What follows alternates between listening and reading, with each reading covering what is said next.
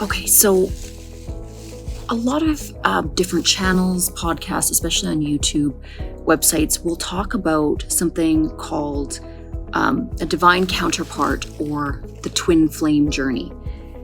I want to explain a little bit about what this is from my perspective, what it is not from my perspective. I want to be really clear that I certainly am not, the be-all, end-all of knowledge. So this is only through the lens that I've experienced life through. But essentially from the information I was given from a very small child, and again, this didn't come from information from my parents or family. It's a bit of a complex situation.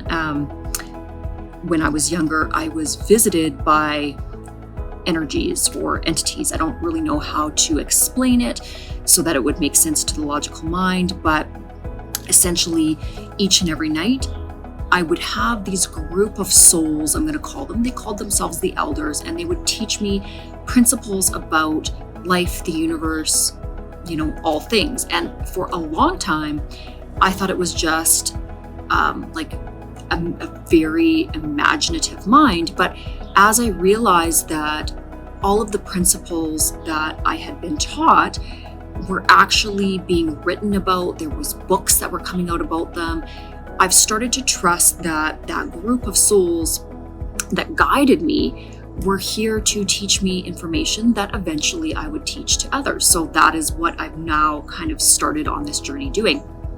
Okay, so back to what happened at the point of creation in our dualistic universe. And again, I want to teach this so that it is all encompassing for anybody that might watch this video or these videos.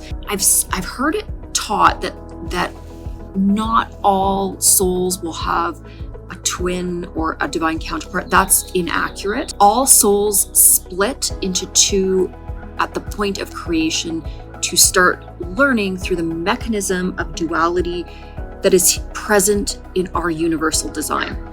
So that's a good thing. That should make you feel very comfortable that, if you're feeling inside of you that you are missing something, or that there is a part of you that is meant to kind of come back together to find your home frequency, you are correct. You're not delusional in that thinking. However, sometimes people will confuse it a bit in terms of the human consciousness in 3D reality, and they think of it through the lens of like a soulmate. Certainly a soulmate is a very, very strong soul bond, but it's not your divine counterpart. And so even though you will experience a magnetism and a deep love, either platonically or, special love in terms of relationships between two individuals, you can experience deep soul bonds and therefore deep magnetism towards many in your soul family. But when we're talking about specifically the twin flame journey and divine counterparts, this is a unique experience because it is the exact same vibrational frequency that you are. So when you interact with them, if you ever encounter them in an incarnation, it's an immediate recognition on such a deep, profound level. And it can be a catalyst for a lot of change, a lot of growth. Well, of course, it's going to be a catalyst for a lot of change and a lot of growth.